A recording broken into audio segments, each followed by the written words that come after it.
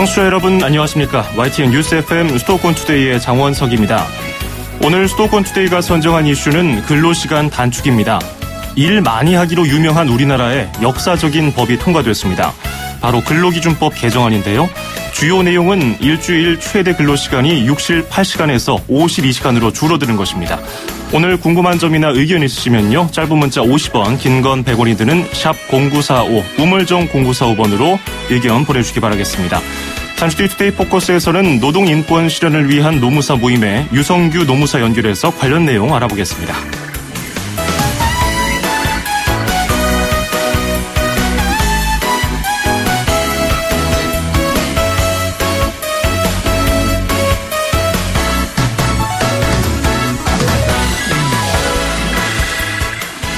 오늘 아침 앵커가 뽑은 수도권 뉴스입니다. 서울시 의회 분석 결과 올해 서울시 자치구 평균 재정 자립도가 2014년 대비 2.9% 하락한 것으로 나타났습니다. 자치구 평균 재정 자립도는 2014년 39.2%에서 올해 36.3%입니다. 강남구가 67.9%로 제일 높았고요. 노원구가 21.1%로 제일 낮았습니다. 양준욱 서울시 의회 의장은 사회복지사업 비중이 늘어서 자치구 재정 여건이 악화되고 있다며 재정 분권이 이루어지는 지방분권형 헌법 개정이 필요하다고 밝혔습니다. 원 디렉션의 What Makes You Beautiful 띄워드리면서 2018년 3월 5일 수도권 투데이 시작합니다.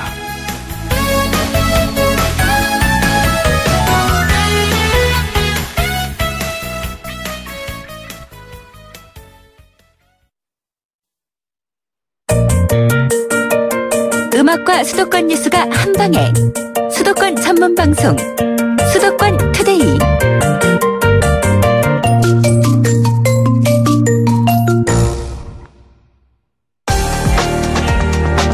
투데이 포커스.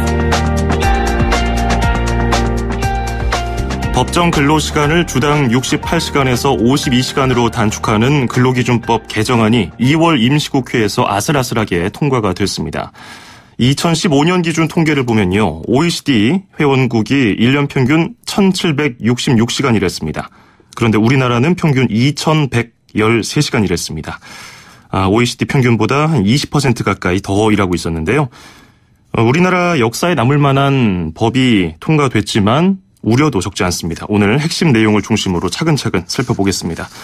청취자 여러분들도 궁금한 점이나 의견 있으시면요. 짧은 문자 50원, 긴 건 100원이 드는 샵 0945, 우물정 0945번으로 문자 부담 없이 보내주시기 바라겠습니다.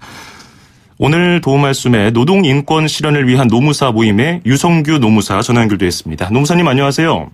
예, 안녕하세요. 예.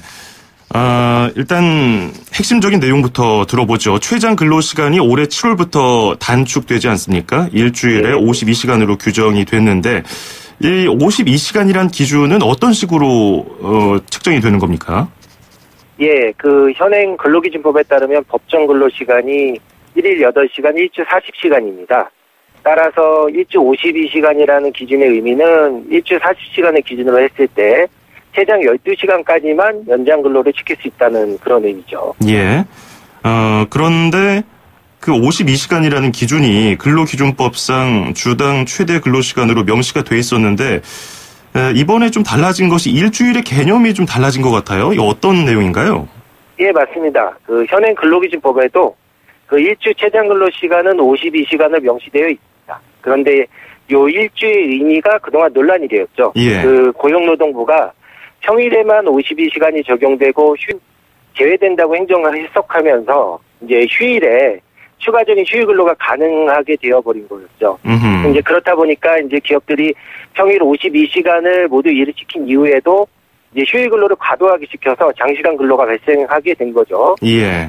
이번 법 개정으로 인해서 이제 그동안의 논란이 좀 정리가 되고 이제 근로 시간은 일주 7일 동안 52시간을 넘을 수 없다는 것이 명확해진 겁니다.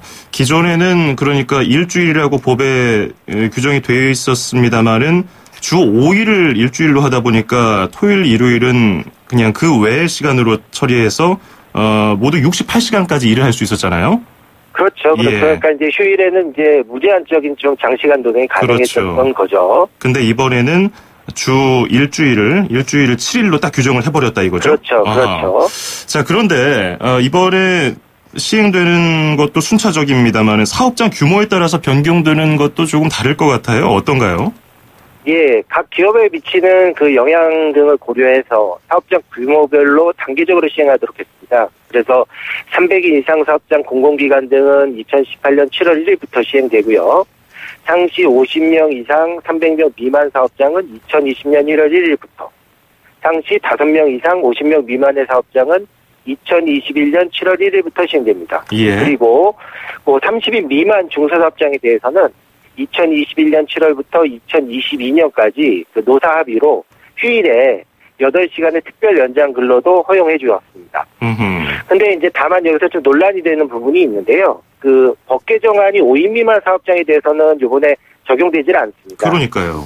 그래서 가장 열악한 곳이 좀 제도 개선에서 제외된 거죠.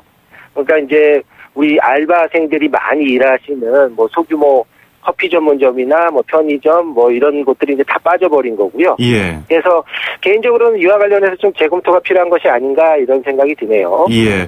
저도 이번에 좀 깜짝 놀란 것이 5인 미만 그런 사업장에서 일하는 노동자가 전체 노동자의 한 4분의 1 정도 되더라고요. 550만이 넘던데. 예. 근데 4분의 1이나 되는 이 많은 노동자들을 이 개정안에 함께 넣지 않고 함께 가지 않으면 결국 의미가 퇴색할 것 같은데 언젠가는 분명히 이 부분에서 문제가 발생할 것 같고요. 앞으로 개정된다든지 그런 움직임이 있을까요? 이번에 뭐 정의당이라든지 다른 데서 반대한 이유도 이것 때문에 있잖아요. 예. 그래서 아마 뭐 노동조합이나 아니면 이 시민사회단체 쪽 그리고 또 언론 쪽에서 계속적으로 이 문제 제기를 한다면 예. 아마 정치권이나 국회 정부도 좀 재검토에 나서지 않을까 이런 기대를 겁니다. 예. 자, 그리고 특례업종 얘기도 해보겠습니다. 저희도 계속해서 다룬 바가 있는데 특례업종은 근로시간의 제한을 받지 않는 업종이었던 거죠? 그렇죠. 예. 근데 이번에 26종에서 5종으로 줄었죠? 그렇죠.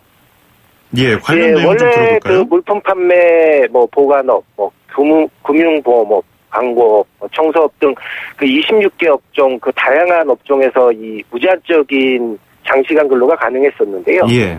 근데 이제 항공운수업, 그 수상운송업 등 5개 업종으로 이제 제한이 됐고요. 그리고 이제 무엇보다 큰 게 이제 우리 시민들이 많이 이용하시는 그 노선 여객 자동차 운송 사업이 그 특례업종에서 제외됐습니다. 그래서 이제 버스 뭐 이런 기사님들도 일주 52시간제가 이제 엄격하게 적용되는 거죠. 예. 뭐가 남았습니까?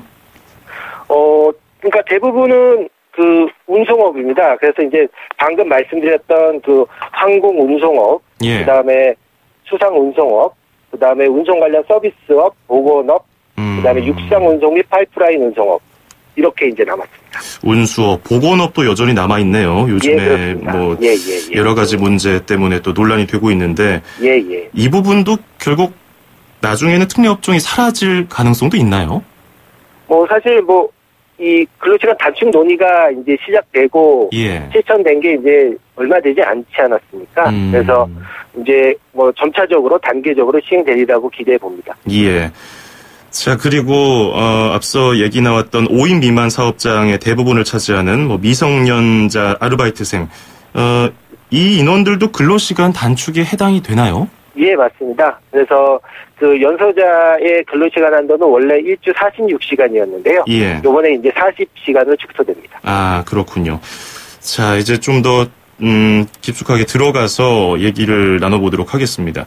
전체적으로 봤을 때는 시급을 받는 비정규직이 아니라 뭐 월급을 받는 정규직들은 상대적으로 큰 차이가 없을 수도 있어요. 그 임금 부분에서.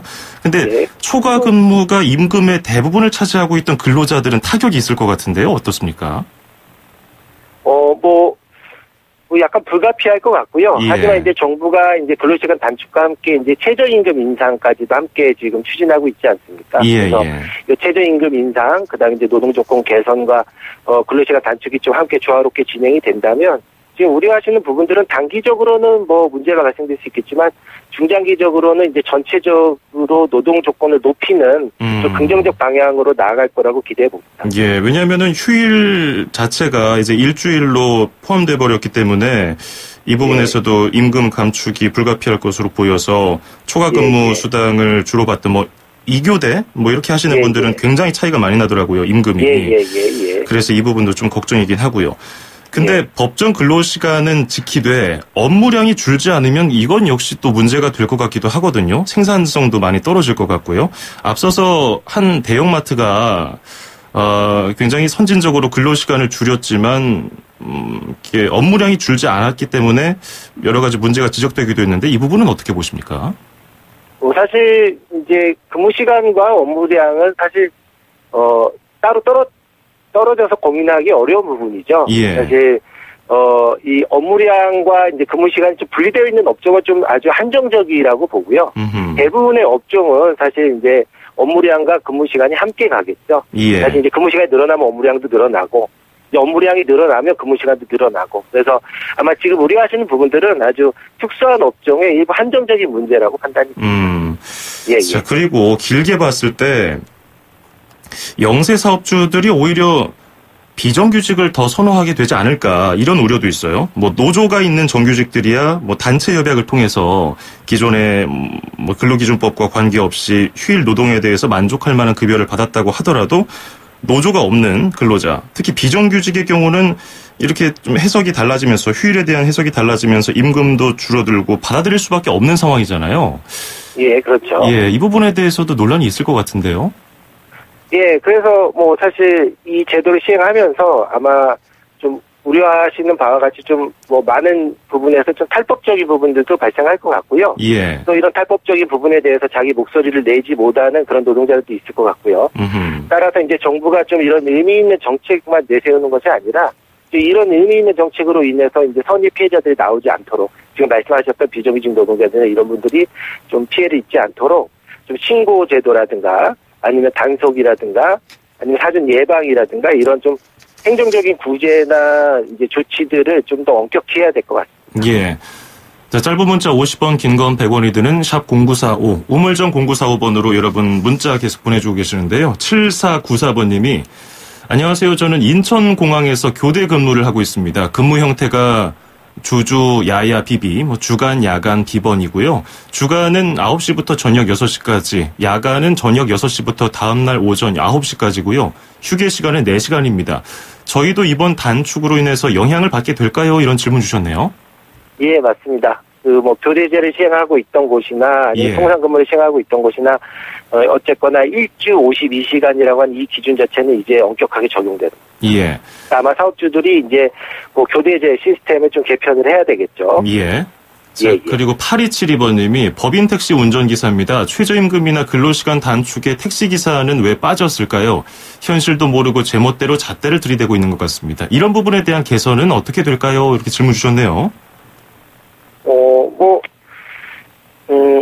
이번에 포함되어 있다라고 봐야 되겠죠. 사실은 근로시간 단축에 포함 제외됐다라고 보기는 어렵고요. 예. 그리고 이제 한 가지 좀 간과하지 마셔야 되는 게 근로시간 특례업종에 포함되더라도요. 예. 요번에 좀 중요하게 바뀐 내용 중에 하나가 이제 전날 근무 종료일과 그 다음날 근무 시작일 사이에 반드시 11시간의 공백을 두도록 만들었습니다. 예, 사실은 그래서 우리 업종은 다 빠졌네, 막 이런 분들도 계시는데요. 예. 이런 분들에게도 상당히 좀 큰 변화가 있는 거죠. 이제 과거에는 사실 막 3시간 자고 다음날 근로를 시작한다든가, 막 이런 일들도 있었는데요. 예. 이제는 반드시 중간에 11시간의 휴가 시간도 보장되는 겁니다. 그렇군요. 예. 전체적으로 우리 근로자들에게 많은 영향을 주게 되는 개정안인데, 예. 그런데도 사업주가 법정 근로시간을 지키지 않고서 계속 업무를 요구하면은 어떻게 합니까? 일단 고용노동부에 신고를 하거나 예. 지자체 등에서 운영하는 상담센터 등의 도움을 구할 수가 있습니다. 개인 신고에 노출되는 게 좀 두려운 경우에는 예. 익명 보호를 함께 요청하시면 됩니다. 익명 보호라는 게 있군요. 그렇죠. 그리고 고용노동부의 상담 신고 전화 1350. 예, 이건 메모해 놓으시면 좋을 것 같습니다. 1350으로 전화를 하시면 좀 아마 친절하게 도움을 받으실 수 있을 겁니다. 그렇군요. 자, 그리고 사업주가 요구해서가 아니라 근로자가 필요에 의해서 어떤 특수한 프로젝트 때문에 자발적으로 초과 근무를 하는 일도 비일비재하지 않습니까? 이런 경우는 그렇죠. 어떤가요? 사실 뭐 자발적이어도 법 위반입니다. 아, 그래요? 사실 진정하게 좀 자발적인 근무가 있을까? 저는 개인적으로 그런 근무는 없다고 봅니다. 왜냐하면 사업주가 아닌 다음에야 결국에는 그 대부분의 이윤과 이익들이 사업주에게 가게 되는데 이건 뭐 일에 대한 뭐 욕심일 수도 있지만 결국에는 이제 비자발적이라고 해석하는 게 맞겠죠. 예. 그럼 이런 경우에는 추가 수당을 어떻게 받습니까? 법 위반인데요, 결국. 법 위반 여부와 상관없이 수당은 법대로 정상적으로 지급되어야 합니다. 그렇군요. 자, 그리고 어떤 주에 평일에 공휴일이 있는 경우 이번 주 지난주 같은 경우 3일절이 그랬죠. 목요일인데 휴일이었잖아요. 그때 못한 일을 다음 주에 다 처리해야 할 수도 있는데 이런 경우에는 뭐 문제가 발생하지 않을까요? 이 경우도 마찬가지로 1주 52시간을 넘길 수 없습니다. 강행 규정이기 때문에 그 사유가 어떤 것인지와 상관없이 52시간을 절대로 넘길 수가 없습니다. 그렇군요. 예. 자, 이 외에 혹시 제가 뭐 질문에서 빠뜨렸다든지 근로자들이 꼭 알아두어야 할 내용들 뭐가 있겠습니까? 한 가지 말씀드리면 뭐 그동안 그 공휴일은 공무원들만 의무적으로 쉬고 일반 근로자들은 그 사업장의 사정에 따라 선택적으로 쉬게 돼 있었습니다. 그 이유가 이제 공휴일이 공무원에게만 적용되는 관공서 공휴일에 관한 규정에 의해서 쉬었기 때문인데요. 이제 일반 근로자들도 공휴일에 의무적으로 쉬도록 근로기준법이 개정됩니다. 그 시행은 2020년부터고요. 기억해 주시면 좋을 것 같습니다. 자, 그리고 방금 또 들어온 문자 하나 좀 보겠습니다. 6814번님이 보내주셨는데 만약에 회사 측에서 법이 바뀌었지만 계속 더 일해줄 것을 요구하면 저희가 어떻게 할 수 있을까요? 집으로 일을 가져가서 하라고 하는 경우도 있지 않을까요? 이렇게 또 문자 보내주셨어요. 많이 그런 당하신 경우 것 같아요. 충분히 있을 거라고 생각을 하고요. 그래서 앞서 말씀드렸던 그 고용노동부나 이제 상담센터 이런 것 등에 좀 전화를 하시면 아마 본인의 그 신원 노출 없이 도움받을 수 있는 방법들을 모색해 줄 겁니다. 1350번이었죠? 그렇습니다. 자, 우리가 뭐 이제 시작하는 단계로 보면 될 것 같습니다. 아직 뭐 5인 미만 사업장이라든지 손길이 닿지 않는 곳도 많은데 계속해서 개선이 됐으면 좋겠습니다. 오늘 말씀 잘 들었습니다. 고맙습니다. 감사합니다. 네, 지금까지 노동인권 실현을 위한 노무사 모임의 유성규 노무사였습니다. 수도권에서 일어나는 모든 소식을 함께합니다. 수도권 투데이. 길에서 보고 듣는 세상. 뉴스에서 접한 궁금한 점들. 운전하면서 겪는 희로애락. 생활 속 이야기를 풀어주세요. 세상 사는 이야기 함께 나눠보는 운수대통 만사형통 통통 메시지. 네, 안녕하세요. 동작구의 중고생 교복 나눔 장터였습니다. 고등학교 올라가는데 쌍둥이 엄마입니다. 제가 교복을 추가로 더 구매를 하러 왔습니다. 한 번은 사고 부담스러워서 한 번은 구매를 하러 왔습니다. 근데 잘 되어서 구매를 해서 갑니다. 아이들이 키가 크고 체격이 커지기 때문에 자켓을 저희 걸 반납을 하고 여기서 구매를 해서 입었어요. 저희 때는 학교에서 이런 나눔 장터를 여기서 전체적으로 하지는 않고 학교에서 교복을 걷었어요. 그래서 교복이 필요한 친구들을 학교에서 나눠줬었거든요. 하나를 한 번을 사고 저 때는 한 번을 학교에서 구입해서 입었어요. 행사가 1년에 2번 정도 있으면 구매를 한 거를 이제 작아서 못 입거나 이러는 거에 대해서 저희도 반납을 하면서 새로 또 구입해서 입을 수 있어서 한 3년 다니는 동안에 교복을 새로 하나로 구매하는 것보다는 교환해서 서로 입으면 좋을 것 같아요. 왜냐면 애들이 크거든요. 그러면 자기 작은 거 갖다 내놓고 또 큰 거를 가져갈 수 있으니까.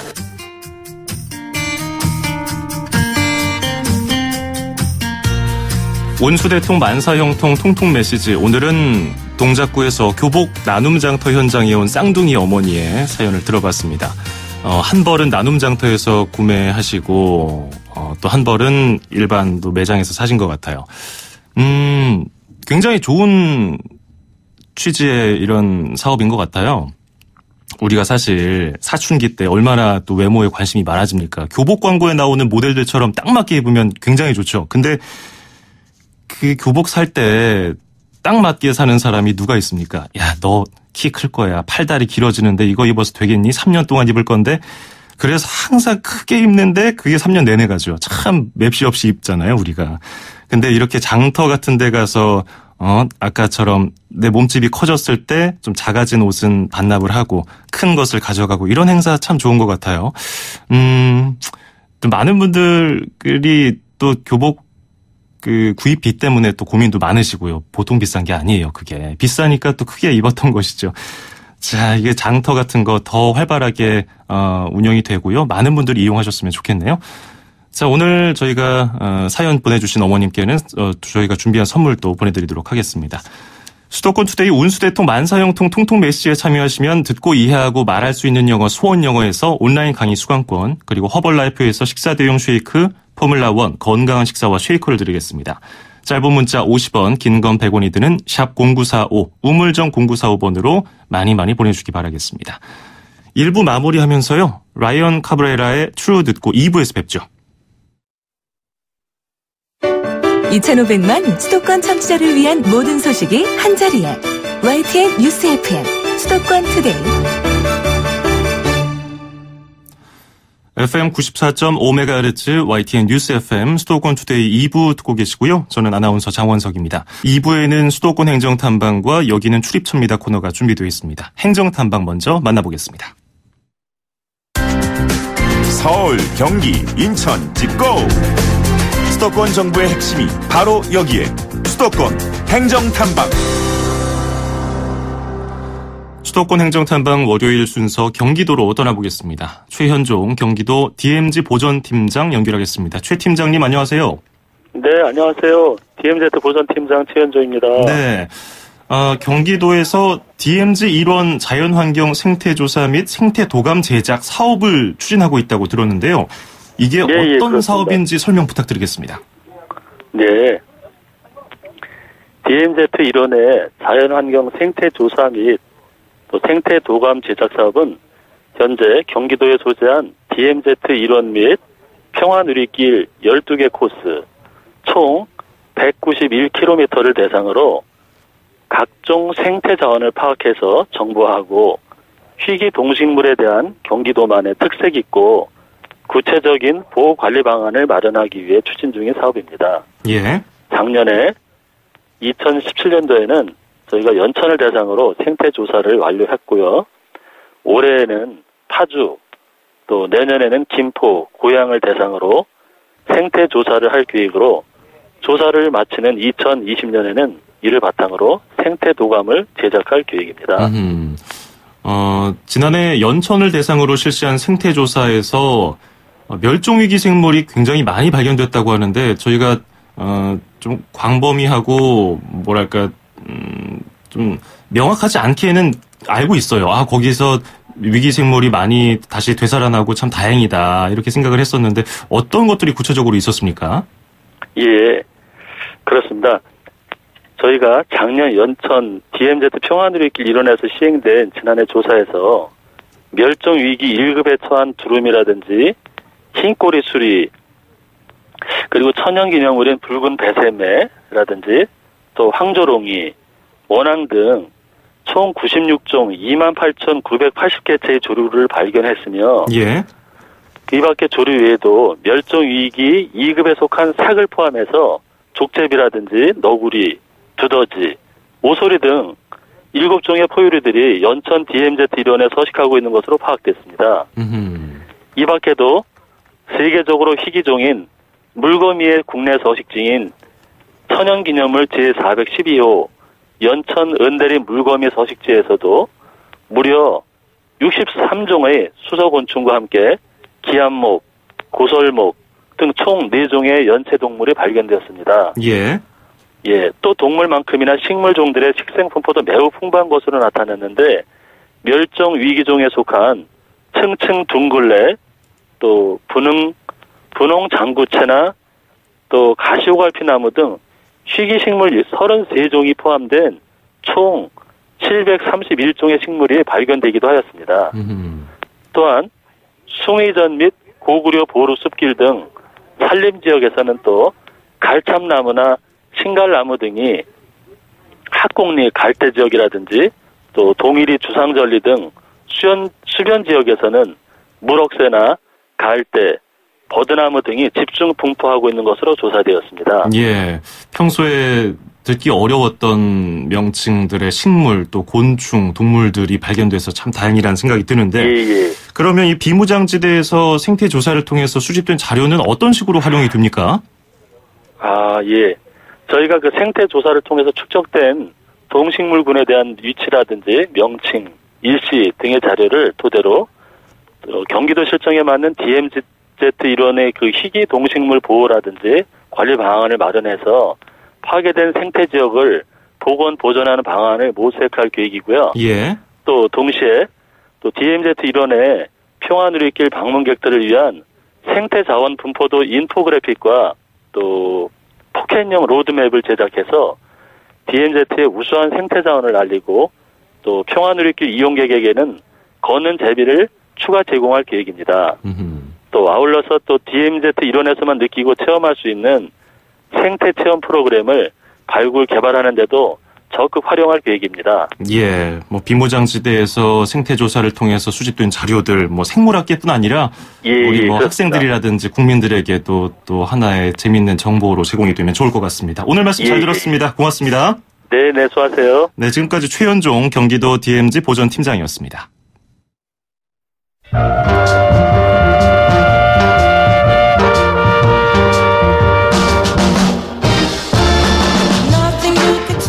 메리 웰스가 부르는 마이 가이 듣고요. 여기는 출입처입니다 코너로 이어가겠습니다.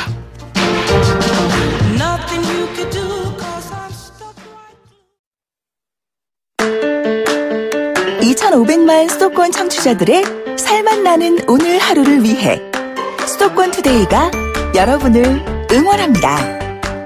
꼭 알아두어야 할 수도권 핫 이슈를 쉽고 자세하게 들여다보는 투데이 포커스. 수도권 청취자 여러분들의 귀와 입이 되어드리는 코너 운수대통 만사형통 통통 메시지.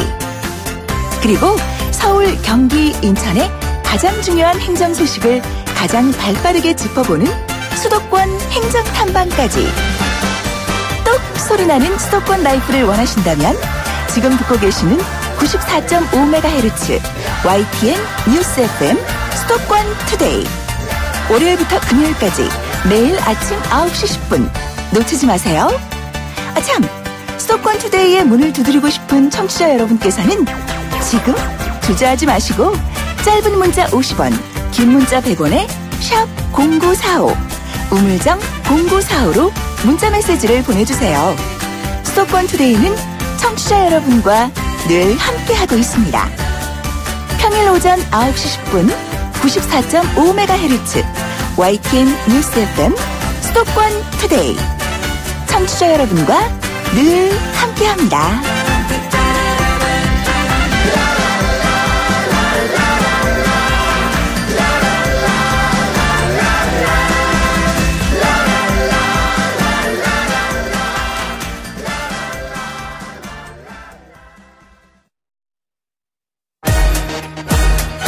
출입처 기자들의 수첩을 살짝. 가장 빠른 수도권 소식을 전해드립니다. 여기는 출입처입니다. 네, 월요일 아침은 인천광역시 소식을 알아보고 있죠. 교인일보의 이현준 기자 연결해서 인천시 소식 들어보겠습니다. 안녕하세요. 예, 안녕하세요. 예, 인천에서 출발하는 이른바 인천발 KTX 2021년에 개통이 된다는 게 이제 공식화됐다고요? 네, 그렇습니다. 국토교통부는 인천발 KTX 직결사업 기본계획을 최근 고시했습니다.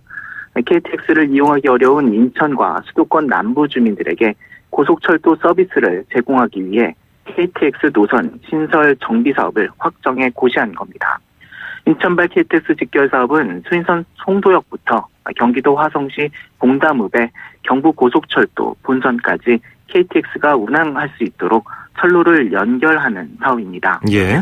수인선 어천역에서 경부고속철도 간 연결선 6.24km 구간은 상하 단선으로 신설하고 수인선 송도역에서 어천역 간 34.9km는 신호 개량을 하게 됩니다. 수인선 송도역과 어천역 그리고 안산선의 초지역 등 3개 역은 증축됩니다. 인천발 KTX 사업은 2021년 준공과 개통이 목표인데 총 3,936억 원의 사업비가 투입됩니다. 인천발 KTX가 개통되면 인천에서 부산까지 2시간 40분 정도면 갈 수 있게 되고 인천에서 광주까지는 1시간 55분으로 2시간이 채 걸리지 않게 됩니다. 국토부는 인천시 등과 협의해 공사가 늦어지지 않고 조기에 착공될 수 있도록 사업을 추진할 방침입니다. 인천에 사시는 분들은 KTX 타러 서울까지 안 오셔도 되니까 굉장히 편리해질 것 같네요. 자, 그리고 하늘 위의 앰뷸런스라고도 불리는 응급의료 전용 헬기, 닥터 헬기가 운항 범위를 백령도까지 확대한다고요? 그렇습니다. 인천시는 그동안 연평도까지였던 닥터 헬기의 운항 범위를 서해 최북단인 백령도까지 확대하기로 했습니다. 지난 2011년 전국에서 처음으로 도입된 인천의 닥터 헬기는 현재 가천대 길병원이 운영하고 있는데요. 헬기 기체가 작아 인천에서 240km 정도 떨어진 백령도까지 운항하지 못하는 한계가 있었습니다. 예. 인천시는 지난해 최대 항속거리가 768km인 중형 헬기를 닥터 헬기로 교체해 이 문제를 해결하고자 했는데요. 이번엔 시간이 문제였습니다. 인천에서 출발해 백령도를 다녀오려면 3시간에서 3시간 30분 정도가 걸리는데 이 사이 다른 응급 환자가 발생할 경우에 대비한 대응 체계를 마련하는 데 시간이 걸렸던 겁니다. 최근 인천시가 송파본부와 해양경찰 등과 협조 체계를 갖추기로 하면서 상황이 달라졌는데요. 닥터 헬기가 백령도를 향해 날아간 사이 또 다른 응급 환자가 발생하게 되면 이들 기관이 보유하고 있는 헬기를 출동시키는 체계가 확립되면서 백령도에 닥터 헬기가 갈 수 있게 됐습니다. 예. 그런데 백령도는 원래 소방 헬기를 이용해서 섬 지역에 응급 환자 이송을 했던 것으로 알고 있는데 이것과는 어떤 차이가 있습니까? 네, 그렇습니다. 백령도는 인천 연안부두에서 폐속선으로 4시간이나 걸리는 우리나라 최북단에 위치한 섬입니다. 예. 네, 그나마도 하루에 배가 운항하는 횟수가 적어서 응급 환자 발생 시에는 해경이나 소방의 도움을 받아 환자를 이송해 왔습니다. 네, 그런데 이들 헬기는 닥터 헬기처럼 응급의료 전문의와 간호사가 탑승하지 않고 응급실 수준에 준하는 첨단 의료기구와 약품 등을 갖추고 있지 않습니다. 대처에 한계가 있을 수밖에 없는 겁니다. 때문에 지역사회에선 백령도에도 닥터 헬기가 운항될 수 있도록 해야 한다는 지적이 꾸준히 제기되어 왔습니다. 인천시는 이번 닥터 헬기 확대 운항이 시민의 소중한 생명을 지키는데 크게 기여할 것으로 기대하고 있습니다. 예, 그리고 인천 9월 농산물 도매시장을 남촌동으로 옮기는 얘기까지 들어볼까요? 그렇습니다. 인천시는 최근 남동구 남촌동 일대 남촌 농산물 도매시장 신축 부지에서 기공식을 열고 사업을 본격적으로 시작했습니다. 남촌 농산물 도매시장은 17만 3,100제곱미터 부지에 첨단 종합 물류형 도매시장으로 조성될 예정입니다. 총 사업비는 3,060억 원이고 2019년 8월 준공을 목표로 하고 있습니다. 이곳엔 9월 농산물 도매시장이 이전해 들어서게 되는데요. 9월 농산물 시장은 1994년 조성돼 인천 남동권역 농산물 유통의 중심축 역할을 해왔습니다. 하지만 인근에 아파트 단지 등이 조성되면서 악취 민원이 빈발하고 시설 노후화 등으로 이전 필요성이 꾸준히 제기돼 왔습니다. 신축되는 남촌 농산물 도매시장은 9월 농산물 시장보다 연면적 기준으로 3배 정도 넓게 조성되는데요. 농산물 유통 환경이 한 차원 높아질 것으로 기대되고 있습니다.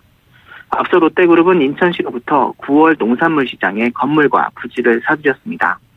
시장 이전 작업이 끝나게 되면 롯데는 이곳에 대규모 쇼핑 문화 복합단지를 구성하게 됩니다. 예, 오늘 말씀 잘 들었습니다. 고맙습니다.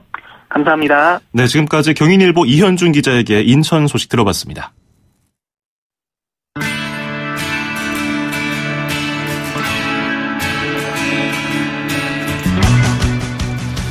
3월 5일 월요일 수도권 투데이 오늘 여기까지입니다. 끝으로 데이비드 쿡이 부르는 히어로즈 띄워드리면서 저는 인사드리겠습니다. 내일 아침 9시 10분에 뵙죠. 장원석이었습니다. 고맙습니다.